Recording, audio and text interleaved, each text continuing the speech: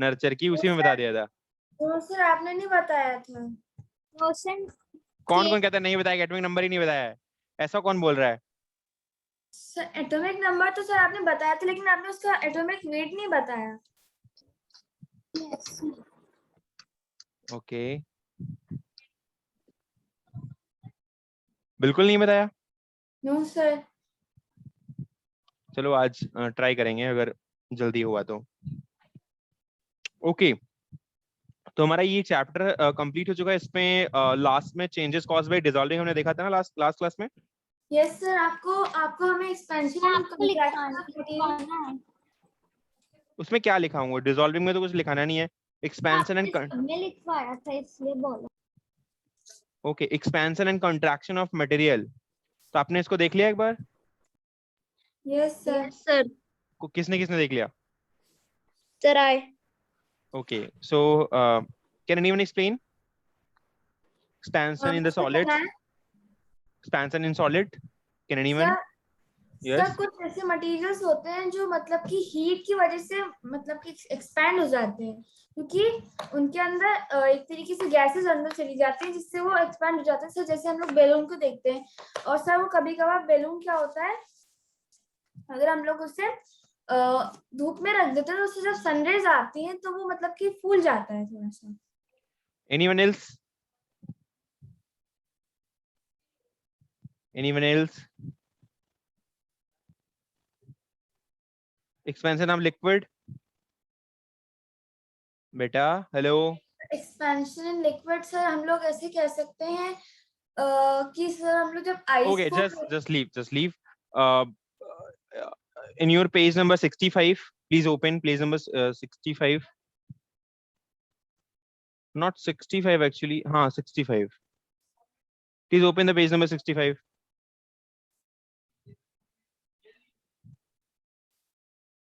खोल दिया? Yes sir. yes, Expansion and contraction of material and its application. Are you getting that? yes, Okay. Yes, sir. Aparna Modi, can you start reading from the expansion and contraction of material? yes. Yes. Expansion and contraction of materials. Some materials expand on heating and some contract on cooling. Heating makes the particles that form the material expand or become loose. Cooling makes the particles that form the material contract or become tight. The amount of expansion differs in solids, liquids, and gases. Gases expand the most, whereas solids expand the least. Table shows some example of expansion. Expansion in solids. देखो अभी तक जो पढ़ा है उसका मतलब ये होता है कुछ मटेरियल ऐसे होते हैं जो एक्सपैंड करते हैं, एक्सपैंड करने की वजह से वो लूज होते हैं, और कुछ मेटल ऐसे होते हैं जो कोल्ड करते हैं, जिनको हम कोल्ड करते हैं या ठंडा करते हैं, और ठंडा करने की वजह से वो कॉन्ट्रैक्ट होते हैं, उनके अंदर कॉन्ट्रैक्शन होता है, मतलब वो टाइटली बॉन्डेड हो जाते हैं। ठीक है, अब उनमें डिफरेंट टाइप के कुछ मटेरियल्स हैं, तो यहाँ पर लिख लो, एक बार स्टार्ट करते हैं।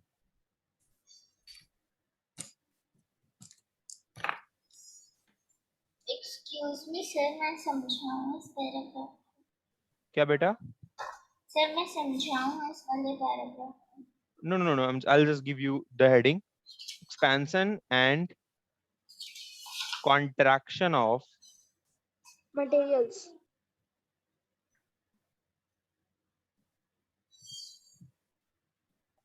materials। तो यहाँ पे लिखना on heating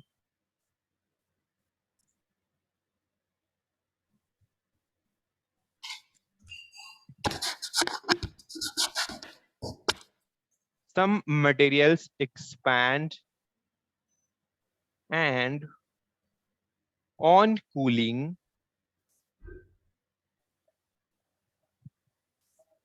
सर हमें पूरा पैराग्राफ लिखना है? हाँ, on cooling some materials contract।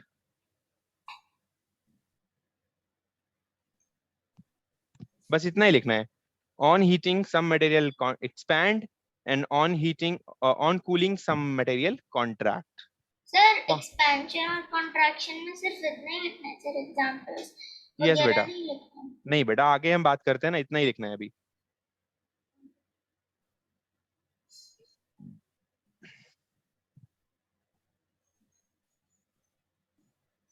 different type of material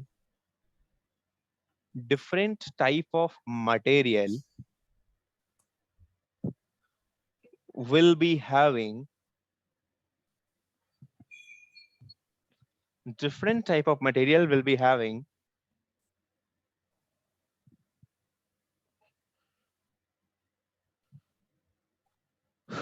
different extent of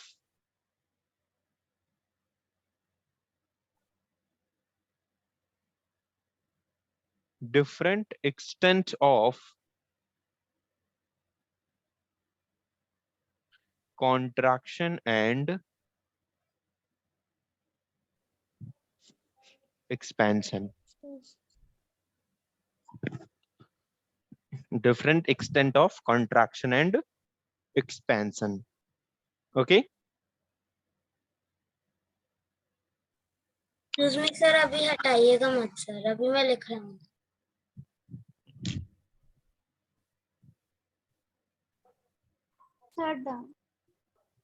sir ये डिफरेंट के बाद क्या लिखा है?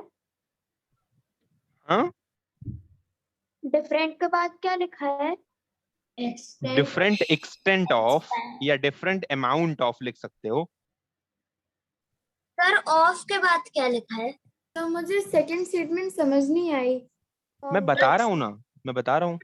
ऑफ के बाद क्या लिखा है? Contraction and expansion. Okay sir.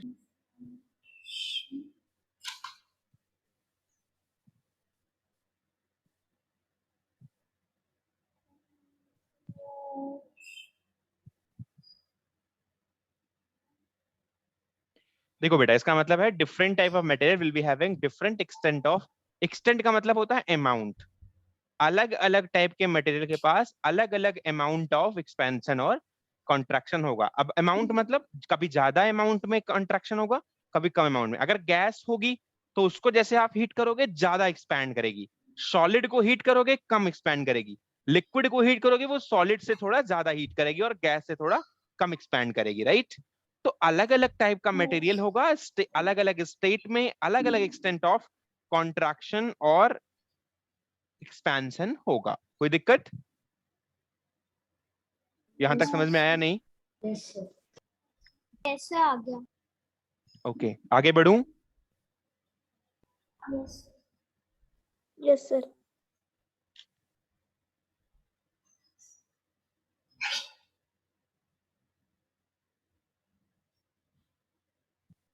Sir जो आपने ऊपर क्वेश्चन लिखा है ना, विच ऑफ द फॉलोइंग है हायर वेट, सर उसका आंसर क्या होगा? तो पोटेशियम बेटा। Okay sir.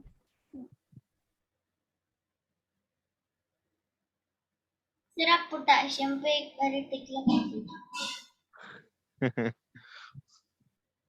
ठीक है, यस। चलो मैं कुछ आज नाम लिखाऊंगा फिर से कुछ करवा दूंगा। चलो, तो expansion and contraction of material में हीट करने पर कुछ डिफरेंट डिस्टेंट में होता है। तो अभी आगे लिखना, गैस गैस सर उसी स्टेटमेंट में। हाँ, gas will be having more expansion on heating, more expansion on heating, and solid will be having sir less. least. Solid will be having least expansion of least expansion on heating. ठीक है बेटा?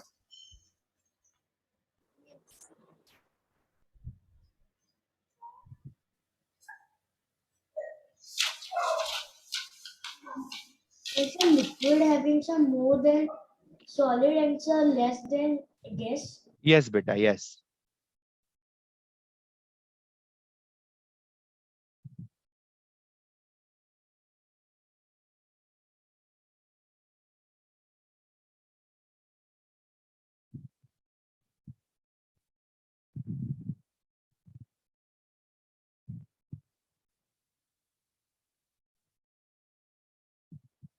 चलो अब कौन पढ़ेगा? Sir कहना है yes, for the solid, solid then liquid, liquid के लिए कोई दूसरा पढ़ेगा। And please on video, everyone please on video यार, प्लीज यार। yes, sir. Expansion in solids. A railway track consists of two parallel metal rails joined together. Small gaps called expansion gaps are deliberately left between the rails as there is an expansion of the rails is in hot weather. इसमें लिखा है railway track consist of two parallel metal rods joined together. Cell gaps called expansion gaps are deliberately left between the rails as there is expansion of rail in hot weather. देखो expansion हमेशा होता है। अब हमारे जब वहां पे rail की पटरियां बनती हैं तो रेल की पटरियों के बीच में स्पेस छोड़ा जाता है, मतलब उनके पाइप थोड़ा सा स्पेस सर उनके मैं साइड में बताऊं भी। गैप क्यों होता है? हाँ बोलो। सर फ्रिक्शन घटाने के कारण। सर कैसे मैं फ्रिक्शन? बताऊं, सर उस पे ट्रेन चलेगी तो वो पतला हो जाए, एक्सपेंड होगा, इसलिए सर फिर बाद में वो गैप भर जाता है बाद में। नहीं सर फ्रिक्शन के कारण होता है। बेटा, ठंडी के महीने में वहां पर कॉन्ट्रैक्शन होता है। आपके घर में कभी कभी देखते होगे कि ठंडी के महीने में क्या होता है, ठंडी और गर्मी के महीने में आप देखते होगे दरवाजे, कभी कभी किसी के लकड़ी के दरवाजे लगे हों तो लकड़ी के दरवाजे में वो सिकुड़न आती है जिसकी वजह से थोड़ा बहुत वो कॉन्ट्रैक्ट होता है। कॉन्ट्रैक्ट होने की वजह से क्या होता है, आपका दरवाजा फंसता है बंद करते वक्त। आपने कभी गौर किया है? यस सर और कभी वही दरवाजा सर्दियों के कभी, टाइम में वो फंसता है। हाँ कभी वही दरवाजा एकदम सही से बंद होता है। सही बात है। Yes sir. वो गर्मियों में होता है।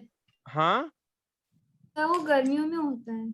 हाँ, तो गर्मियों के महीने में वो दरवाजा एकदम सही होता है क्योंकि वहां पर बिल्कुल अपनी वो एग्जिस्ट पोजीशन को आ जाता है। लेकिन जब वो ठंडी के महीने में होता है तो सिकुड़न होती है, तो किसी साइड में या ऊपर या नीचे की तरफ या साइड की तरफ किसी एक तरफ बढ़ जाता है, किसी एक तरफ कम हो जाता है सिकुड़ने की वजह से। क्योंकि सिकुड़ना समझ रहे हो कैसे सिकुड़ते हैं, तो किसी तरफ तो एरिया बढ़ेगा ही, तो बढ़ता है जब एक साइड में किसी साइड में, तो उस साइड में वो फंसने लग जाता है। तो इसी चीज को कहते हैं कॉन्ट्रैक्शन। तो वो कॉन्ट्रैक्शन ऑटोमेटिकली जब वेदर चेंज होता है तो उसकी वजह से होता ही रहता है। सही बात है। Yes sir. गुड। तो सॉलिड में जब हम जैसे रेल की पटरियां बनाई जाती हैं तो रेल की पटरियां बनाने के बाद भी ना उनके अगल बगल थोड़ी थोड़ी सी जगह छोड़ी जाती है ताकि वो पटरी वो जो पटरी जब गर्मी का मौसम है, जब ठंडी का मौसम है, तो कभी कभी वो ठंडी के मौसम में सिकुड़ सकती है और गर्मी के मौसम में वो फैल सकती है। तो ऐसी कंडीशन में वो प्रॉब्लम ना करे, टूटे ना, ब्रेक ना करे, इसलिए वहां पर जब वो वुड की बनाई जाती है या फिर सर मेटल्स की? मेटल्स की, आयरन की। तो सर मेटल कैसे कॉन्ट्रैक्ट और एक्सपैंड होगा? बेटा होता है ना, सॉलिड भी होता है, तभी तो बता रहे हैं। आपका जो दरवाजा है वो चाहे सॉलिड में, वो चाहे वुड का हो चाहे वो मेटल का हो, उसमें थोड़ा बहुत एक्सपेंशन होता है। चाहे वो मेटल का हो कोई प्रॉब्लम नहीं है, मेटल में भी एक्सपेंशन होता है। ठीक है, ओके। उसके बाद लिक्विड का कोई पढ़ेगा? अगर हम लोग सर कहना है रीड हाँ हाँ। expansion in liquids, mercury expands on heating. Try this with help of a needle. Take a glass of water in a container and heat it. Do not boil. Now dip the tip of the thermometer in the hot water. The mercury level rises up due to the expansion of mercury. Mercury का level जैसे ही temperature बढ़ता है तुरंत उसमें expansion होने लग जाता है।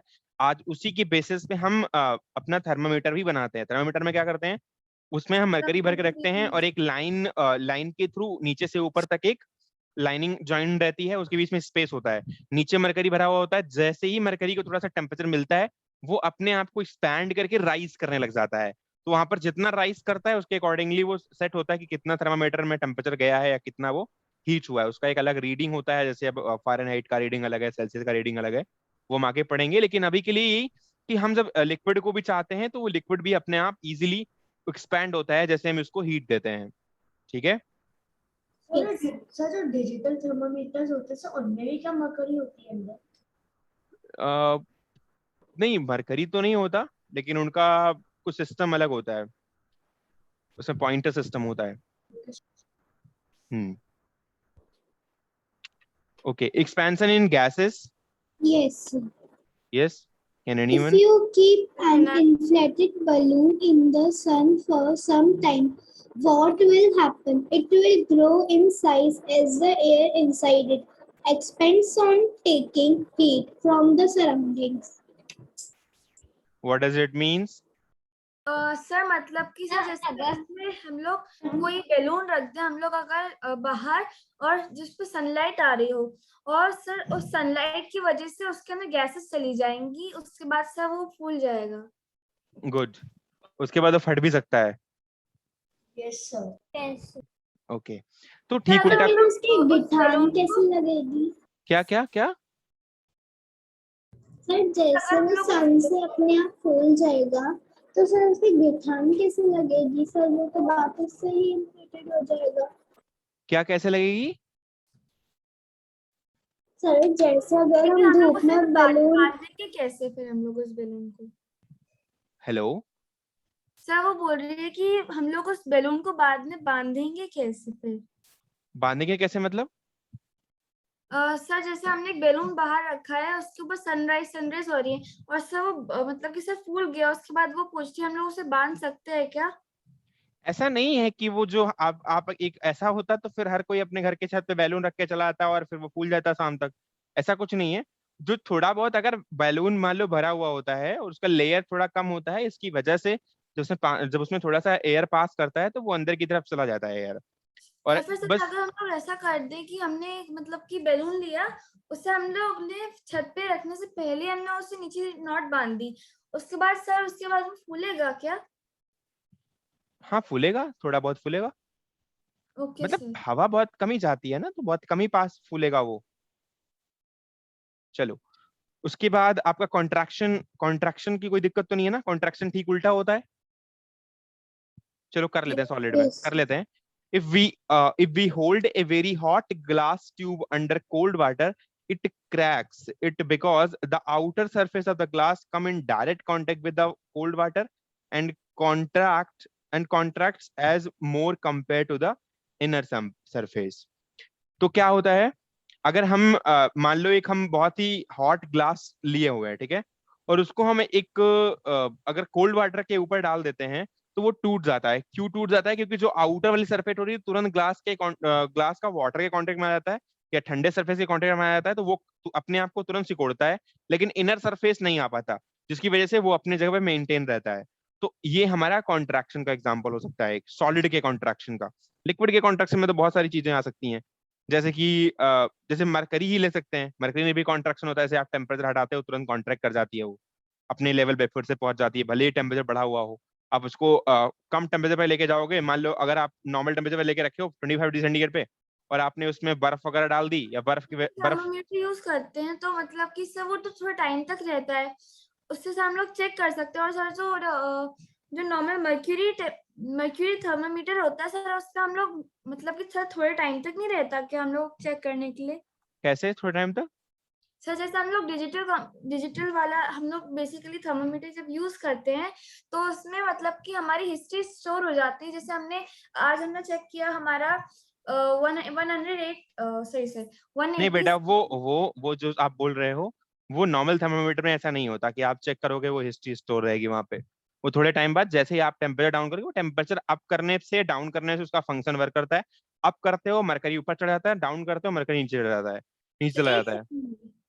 एक सेकंड में नहीं थोड़ा बहुत टाइम जितना उसका टाइम रेज होता है. सर जैसे हम लोग मर्क्यूरी वाला जब लेते हैं हम्म. तो डिजिटल वाला से थोड़ा टाइम लेता है मतलब कि पहले वो 1 सेंटीग्रेड बढ़ाएगा फिर हाफ सेंटीग्रेड से ऐसे बढ़ाता है. सर मर्क्यूरी वाला भी सर ऐसे ही धीमे धीमे बढ़ाता है हाँ टेम्परेचर. हाँ मरकरी वाला भी धीरे धीरे बढ़ता है एक पॉइंट ही तो राइज करता है मरकरी वाला. Okay sir. ओके तो ये चैप्टर खत्म हो गया है. एक तो क्वेश्चन कर लेते हैं अपन अभी. सर गैस वाला बचता है कॉन्ट्रैक्शन. अरे कुछ नहीं है चलो देख लेते हैं. If an inflated balloon is tied at the mouth of the bottle and the bottle is placed in the ice cold water, so what happened? The balloon will shrink in size as the air inside the balloon contracts on cooling. क्या हो जाएगा? Sir जब हम लोग एक balloon और एक बोतल लेंगे, उससे अगर हम लोग थोड़ा सा बैलून को ब्लो करके अगर हम लोग बोतल में लगा देंगे और उसके बाद अगर हम लोग उसे ठंडे पानी के बाउल में डाल देंगे, तो मतलब कि जो बैलून होगा वो कंट्रैक्ट कर जाएगा, क्योंकि जो गैस अंदर गई है वो लिक्विफाई होने का ट्राई करेगी या अपने आप को कॉन्ट्रैक्ट करने की कोशिश करेगी, ठीक है? इसकी वजह से हमारा जो बैलून होगा वो सिकुड़ने लग जाएगा। कोई दिक्कत? No sir. Okay okay, so अपना अभी चैप्टर खोलो, क्वेश्चन करते हैं अभी। सर अभी एप्लीकेशन बची है। एप्लीकेशन ऑफ सर वो शायद से सेम ही चीज है सर। ठीक है, तो expansion by heating can be used in several everyday activities. The jammed metal lid of jam, बेटा वही एक्टिविटी है जो ऊपर हमने कर ली है, एक बार आप कर सकते हो अपने आप से। जैम की बोतल है, अगर वो खुलती नहीं है तो हम लोग उसे अगर गर्म पानी में डालेंगे तो मतलब ढीली हो जाएगी। हाँ बिल्कुल, ठीक है, और कोई दिक्कत? add to knowledge is also left. Sir rusting और बर्निंग कर्डिंग ऑफ मिल्क, सर ये तो बेसिक है। चलो मैं करता हूँ, फिर से और भी करता हूँ। The process of रसिंग, when iron is exposed to air in the presence of moisture, a reddish brown coating is formed on it. This conversion is called as russing, and the reddish brown substance is called rust. Russing can occur only in the presence of moisture and oxygen. It occurs generally over a period of time and finally eats away a metal. There is no simple way to back the iron rust, and rust also has very difficult properties from those of iron. Thus russing of iron is a chemical change. शायद आपकी class में बताया ये बात, रसिंग बताई है ना? Yes sir, आपने Yes. बताया था हम लोग मॉइस्चर और ऑक्सीजन कॉन्ट्रैक्ट में आता है तब सर तो हमने रस्टिंग ये बोला था कि जब आयरन जैसा मेटल जब मॉइस्चर या फिर रस्ट होता क्या है? रस्ट एक जंग होता है बेटा, वो एक मतलब ऑक्सीजन के साथ जो ऑक्सीजन की जो आउटर लेयर होती है उस पे क्या होता है, ये Fe+H2, अभी तो रिएक्शन आपको आती नहीं है फिर इसलिए नहीं बता सकता।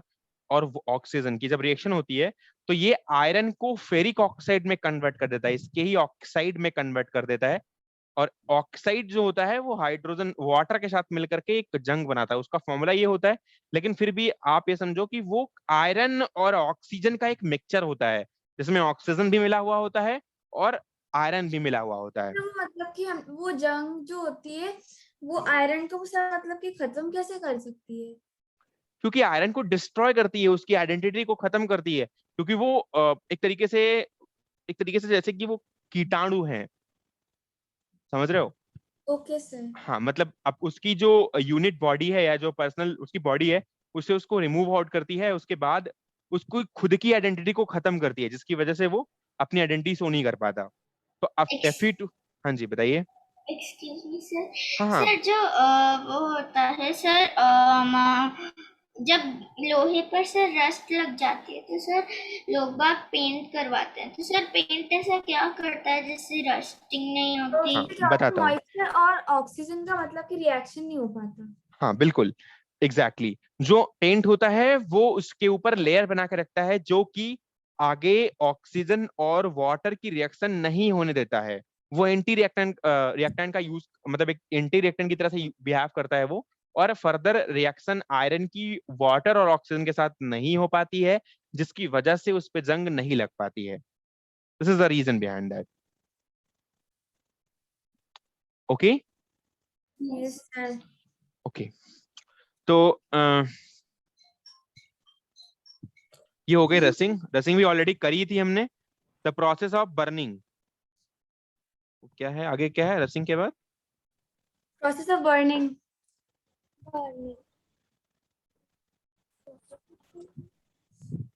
The process of burning. When a piece of paper is burned, as carbon dioxide and water vapors are formed, and some amount of heat and light is also given out.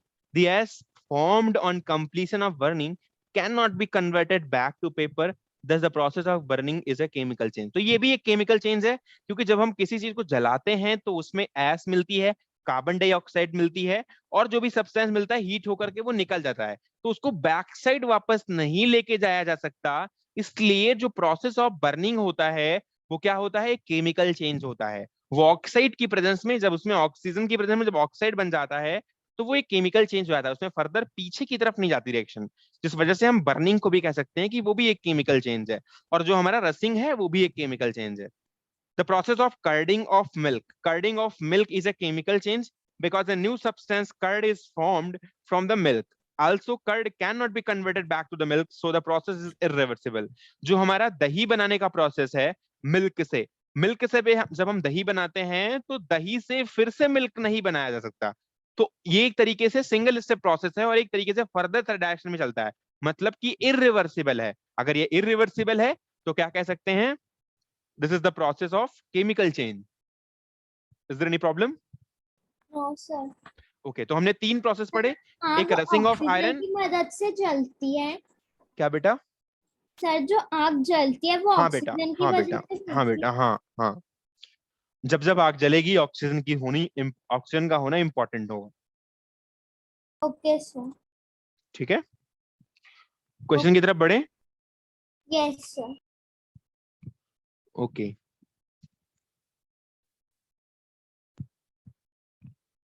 Open करो अपनी booklet.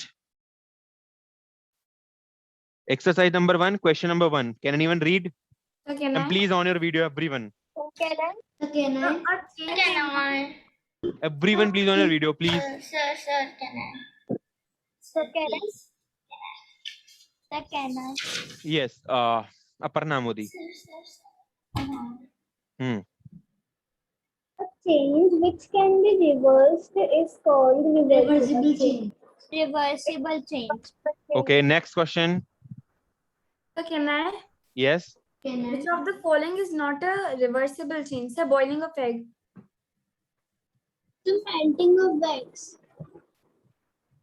Melting of wax, तो अगर हम लोग wax को melt करेंगे जब वो ठंडा होगा तब तो वैक्स ही बनेगा फिर। The boiling of wax. Boiling sir of. Almost सभी हैं सर।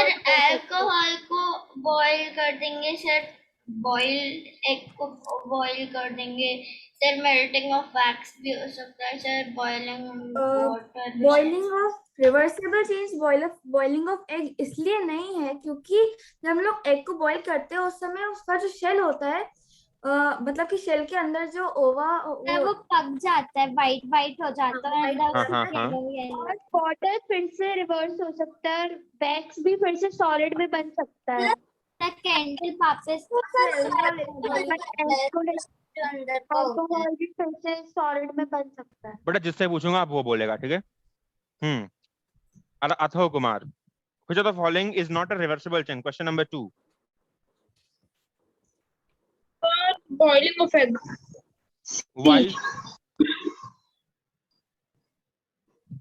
बेटा वैक्स को मेल्ट करके फिर से वैक्स बनाया जा सकता है, वो वैक्स में ही रहता है। दीपावली वगैरह में आपने अगर कभी जलाया हो, बहुत ज्यादा इकट्ठा होता था वैक्स, या अपने घर पे अगर आपने जलाया हो, मोम का यूज किया हो बहुत ज्यादा, तो वो भी जब जलता है तो वो मेल्ट होता है। उसके बाद में भी आसपास वहां वैक्स फैला होता है नहीं? ओके, वाटर को जब आप बॉईल करते हो तो फिर से वो वाटर में चेंज किया सकता है। ठीक तरीके से अल्कोहल का भी होता है, जब आप अल्कोहल को बॉईल करते हो तो उसको भी अल्कोहल में फिर से कन्वर्ट किया जा सकता है। तो उसमें तो आग लग जाती, मैंने किया है। किसमें? अल्कोहल में। कब कर लिया तुमने? सैनिटाइजर था 99% अल्कोहल वाला, उसमें आग लगाई थी। बेटा आग लगाना अलग चीज है, बॉईल करना अलग चीज है। मैंने सर स्प्रे पेंट को सर लाइटर के पास लाके सर आग लगाई थी सर। बेटा आग लगाना अलग चीज है, बॉईल करना अलग चीज है। आप माचिस को मिल्क में नहीं लगाते हो, आप बर्नर पे लगाते हो, उसके बाद वो बॉईल करता है आपके बाउल में रखे हुए मिल्क को। आप मिल्क में लगाओ माचिस, क्या होगा? बुझ जाएगा। क्या बॉईल करने का यही तरीका है कि उसमें आग डाल दो पानी में?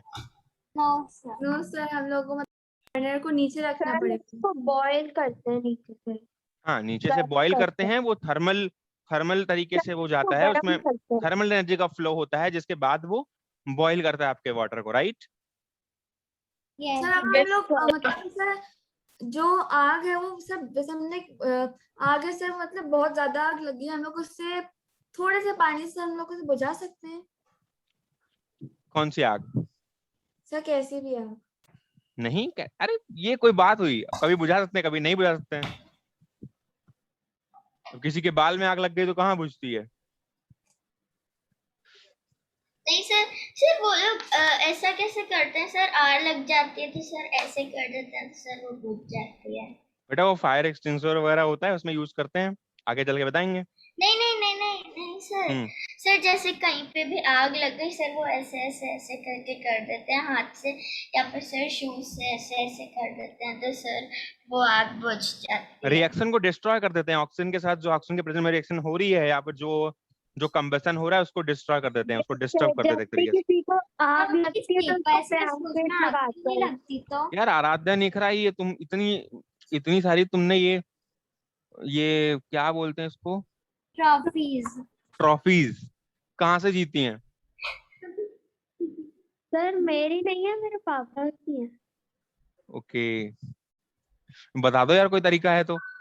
मेरे पापा LIC में काम करते तो बहुत सारे वो है। तो 2-4 इधर ही से फेंक दो यार अंदर से। सर अब ऐसे कैसे फेंक सकते हैं? अच्छा, कर दो। मांगी तो दे दूंगा। 2-4 ले आना यार, ठीक है यार, या शिखर में रखवा देंगे तुम्हारे रूम में हम, ठीक है? चलो question number 3, N example of periodic change is. Swing of a clock pendulum. Pendulum. A. Swing of a clock pendulum, और लैंडस्लाइड्स ड्यूरिंग रेन्स। अच्छा, रस्टिंग ऑफ आयरन। फर्स्ट ही होगा। अभी किसी ने लैंडस्लाइड देखी है? ये ऐसे न्यूज में बहुत दिखाते हैं। नहीं, खुद कभी लाइव देखी है लैंडस्लाइड? टीवी में देखिए लाइव। जो लोग हिमाचल में रहते हैं वो रोज देखते हैं। बर्फ से मतलब कि स्लाइड हो जाती है। बर्फ नहीं, लैंडस्लाइड। चलो बर्फ तो होती है स्लाइड। पहाड़ टूट जाता है, हम्म। सब मिट्टी वगैरह से, पत्थर वगैरह ये से। छोटा बच्चा कौन है यार इस क्लास में? ये हाँ, आदित्य शर्मा के नाम से काजल वजल लगा के। सर उसने प्रोफाइल पिक्चर डाल रखी है अपने बचपन की। ओके ओके, ठीक है। क्वेश्चन नंबर 5, फिजिकल और chemical changes are result of. कभी फोर्थ नहीं हुआ। हाँ, कभी फोर्थ नहीं हुआ है। अच्छा फोर्थ नहीं हुआ। An example of undesirable change is melting of snow on mountains, evaporation of water. Earthquake. Okay, A और सी भी हो सकता है सर, ए भी हो सकता है, C बेटा भी हो सकता अनडिजायरेबल नहीं होता। जो हमारा वो मेल्टिंग ऑफ स्नो होता है वो अनडिजायरेबल नहीं होता। है। वो कभी जरूरत कभार कभी कभार ज्यादा हो जाता है, इससे बाढ़ आ जाती है सर, वो तो कभी लेकिन कभार होता है, कभी कभार 2% कैसे कंसीडर नहीं करते, ठीक है? सर लेकिन कभी कभार तो फिर इसमें भी आ जाएगा कि सुबह सुबह उठ के क्लास लगाना भी अनडिजायरेबल चेंज है। वो कभी कभी रोज हम 11 बजे रोज हम 11 बजे लगा रहे थे क्लास, अभी 7 बजे लगा ली, तो वो तो अनडिजायरेबल चेंज में आ गया ना। सर कश्मीर के लोग मेल्टिंग ऑफ स्नो पे डिपेंड होते हैं। बिल्कुल, तो क्या उनको करेंगे वो? किससे मिलता है? हम्म, सर वो पानी ऐसे ही पीते हैं जो पहाड़ वगैरह पर रहते हैं। Yes sir. तुम लोग गए हो कि नहीं कभी? सर टीवी में सुना है। सर मेल्टिंग जाओ ऑफ यार, स्नो घूम के घूम के कारण आओ। ही रिवर होते हैं, बट जाओ, तब घूम तो घूम के रिवर आओ ही किसी नहीं दिन। होते सर हैं, आप भी मेल्टिंग चलिए ना हमारे साथ। मैं तो वहीं रहता ही था, मेरा कॉलेज ही वहीं पे था, स्नो के अंदर। कहाँ पे? माउंट चिलियाट पे गया था सर, जब मैं मैं- सर यूएस गया मैं पंजाब में था तो बगल में ही स्नो होती थी वहां पे, तो तो 100 अगर किलोमीटर तो पे। पाकिस्तान का हमला बॉम्ब वगैरह गिरते रहते होंगे। बिल्कुल बिल्कुल। चलो आगे बढ़ते हैं। अभी नहीं लगता तो। फिजिकल चेंज इज एन, बेटा कर लोगे तो मैं कुछ नई चीजें बता दूं तुम्हें पीरियडिक टेबल वगैरह से। सर ये तो कर लेंगे सर, जो डाउट होंगे ना एक दो सर चलो एक बार कर लेना। सुनो, तो इस doubt क्वेश्चन, वाले इस से अगली क्लास चैप्टर में के पूछेंगे। वेट भैया वेट, इस चैप्टर के क्वेश्चन को तुम्हें करना है और इसके सब्जेक्टिव प्लस ऑब्जेक्टिव क्वेश्चन को करके ला करके शिखर में सबमिट करना है। क्या करना है? Yes sir sir. अगर हम लोग कल नहीं आ पाते हैं तो कल नहीं करना है, इसको विद इन 1 वीक करना है, आराम से करके सबमिट कर देना। सर लेकिन कल तो डाउट क्लास भी है। तो सर सब्जेक्टिव क्या सब्जेक्टिव ऑब्जेक्टिव सारे क्वेश्चन करने ही चैप्टर के, ऑब्जेक्टिव प्लस सब्जेक्टिव, और उसको लाके सबमिट करना। एक्सरसाइज 1 2 3 जो भी है सब्जेक्टिव ऑब्जेक्टिव सारे करने हैं। Okay sir.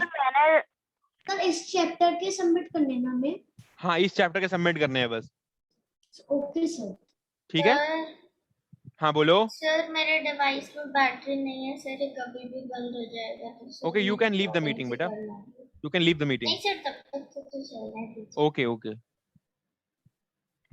चलो। एनीवन एल्स, कोई दिक्कत तो नहीं किसी को करने में? No sir. चलो No, sir. अभी हम बढ़ते हैं, एक कुछ बातें करते हैं। हम अभी एटॉमिक वेट पे बात की थी हमने, तो थोड़ा बहुत बता देता हूँ मैं क्या होता है ताकि रहे नॉलेज। चलो कुछ मैं लिखता हूँ यहाँ पर। दीदी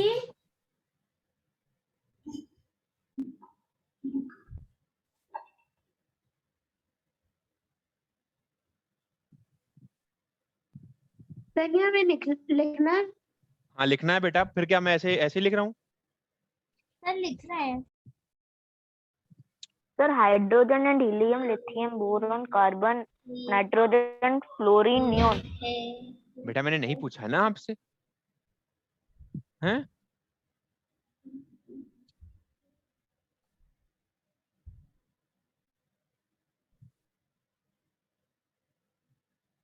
सर ये एक पीरियोडिक टेबल का पार्ट होता है ना? बेटा हाँ यही सब है periodic table. Periodic table sir 9th में पढ़ाई जाती है। हाँ बेटा, लेकिन तुमको पढ़ना है। सर मैं बताऊं इन सब की नाम। सर इन एम 15 के पास क्या लिखा है? Sir hydrogen, helium, lithon, sir lithium, lithium, potassium, boron, boron, sir beryllium होगा। हाँ तो सर ये बोरॉन है अब sir. Carbon, nitrogen, oxygen, neon, nitrogen, oxygen, fluorine, neon.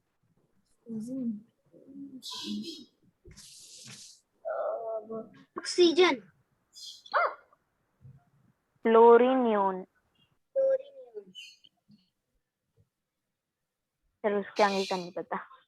Sir sodium, sir sodium, magnesium, aluminium, silicon, phosphorus. पहले 15 मुझे याद भी है, ठीक है। लिथियम,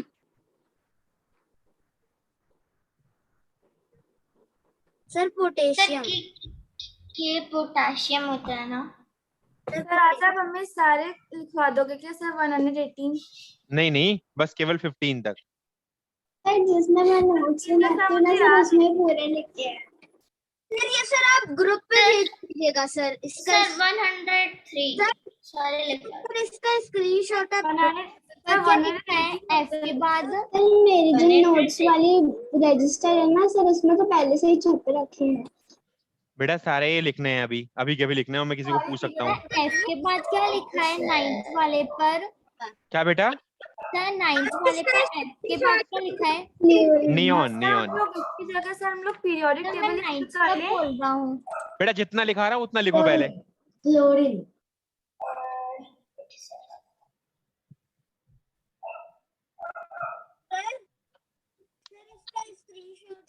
ग्रुप पे भेज दीजिएगा।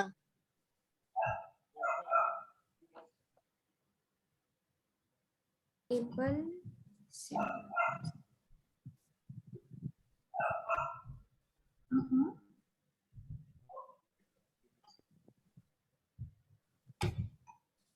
या फिर सर मैं दे देता हूँ स्क्रीनशॉट।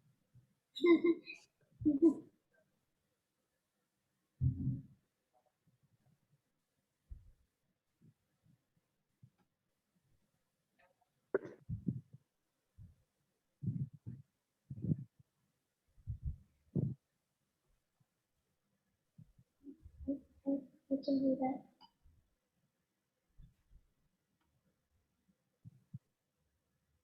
तो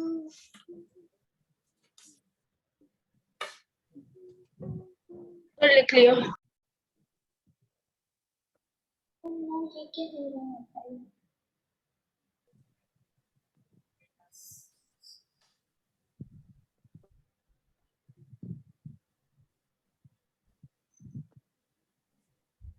डीजल है कोई कर...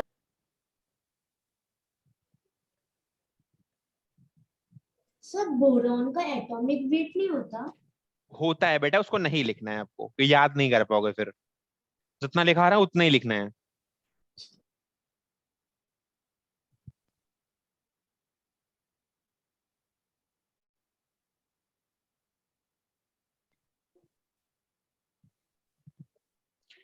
इतने का आपको याद करना है। हाइड्रोजन का याद करना है, हीलियम का, लिथियम का, कार्बन का, नाइट्रोजन का, ऑक्सीजन का, सोडियम का और मैग्नीशियम का। केवल इतने का आपको एटॉमिक वेट याद करना है, और वो मैंने लिखा दिया ऑलरेडी बोर्ड पे। ठीक है, ओके सर। कोई दिक्कत? No sir. Sir wait hydrogen का, helium, lithium, beryllium, boron, carbon, nitrogen, oxygen मैंने पिछले साल याद की थी दीदी, थोड़ा बीच बीच के नथिंग। आप पोटेशियम का भी लिखवा दो।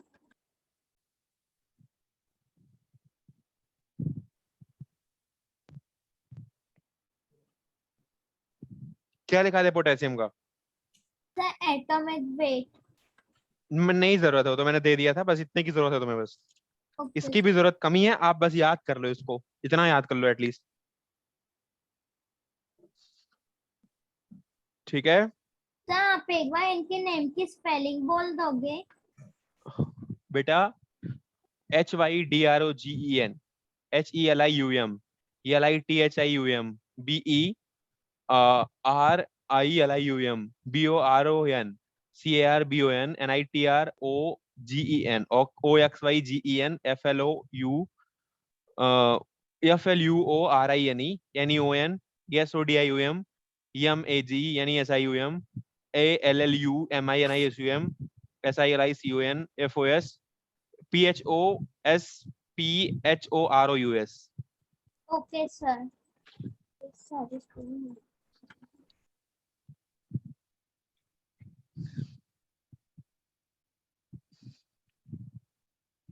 हो गया सबका? सर अभी नहीं हुआ। किसका नहीं हुआ? सर अभी सर मेरा नहीं हुआ सर, 5 मिनट। ऑक्सीजन,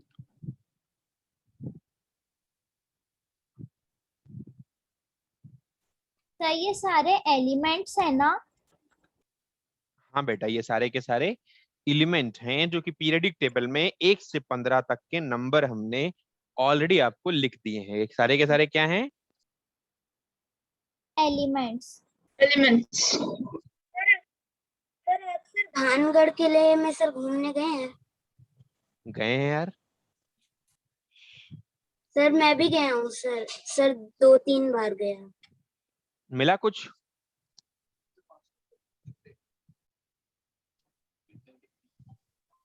नहीं सर, नहीं मिला सर। क्या मिलना था? भूत। सर रात को भी रुका था सर उधर सर। सर रात को सर 9-10 बजे तक सर बड़े कुछ डेयरिंग आदमी हो यार तुम, हैं? मत किया करो, इनको उठा ले जाएगा, क्लास वास नहीं लगा पाओगे फिर जी। करते रहोगे ऐसे फिर भानगढ़ भानगढ़। होता है सर। मेरे सर स्कूल के फ्रेंड्स ने सर चैलेंज किया था सर। चलो, मैं भी चैलेंज कर रहा हूँ आज, तुम 40 गिलास पानी पी के दिखाओ, कर दोगे? 40 ग्लास। सर इसमें सर BAB है, 2 दिए हैं सर, बैरियम और रेडियम। बैरियम, BE है, ये B है, बेरिलियम है, ये बोरॉन है। ब्रोन है। सर दोनों BA। कहाँ बी ए है बेटा? बी है, एक बी अकेले है। एक बी ई है, एक बी है।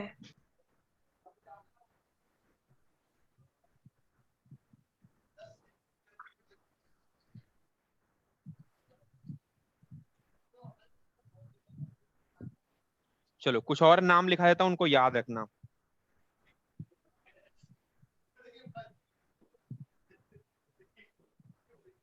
सर हम लोग पीरियोडिक टेबल चेक कर सकते हैं? क्या? सर हम लोग पीरियोडिक टेबल चेक कर सकते हैं क्या? हाँ हाँ, बिल्कुल बिल्कुल।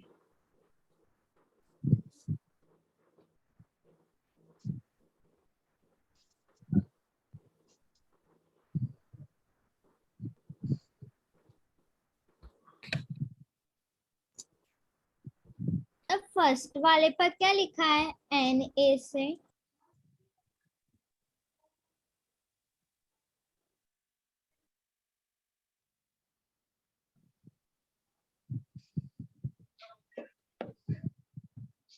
NaCl, NaCl, ये C है और स्मॉल एल है। N है, फिर स्मॉल ए है, C है, L है, NaCl। ये सोडियम है, ये क्लोरीन है, ये वाटर है H2O। ये NH3 है, इसको बोलते हैं अमोनिया, H2, H2। इसको बोलते हैं हाइड्रोजन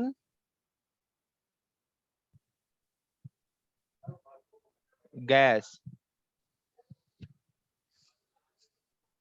राघवेंद्र सर फोन कर लो यार उसको। तो क्या करें फिर बताओ अब यार।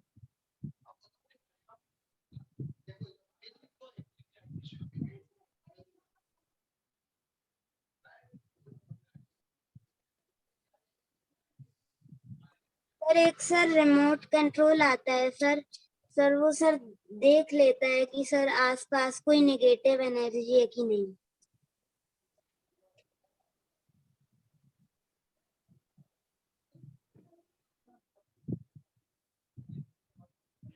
इतने लिख लो बेटा, और लिख के क्लास लीव कर देना। सर Cl2 क्या है?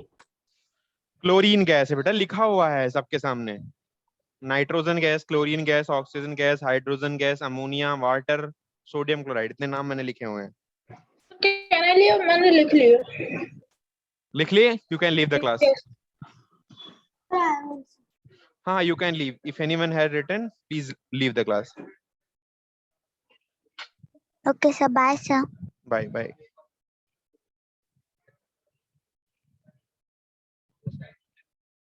सर NaCl से सर मुझे समझ नहीं आ रहा। सोडियम क्लोराइड है बेटा, इसको नमक बोलते हैं, यही है हमारा नमक जो हम खाते हैं।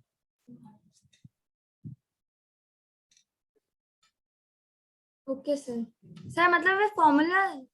हाँ, फॉर्मूला है, ये केमिकल फॉर्मूला है। ये वाटर का केमिकल फॉर्मूला है, ये अमोनिया का केमिकल फॉर्मूला है, हाइड्रोजन का है, ऑक्सीजन का है, नाइट्रोजन का है, क्लोरीन का है। ठीक है।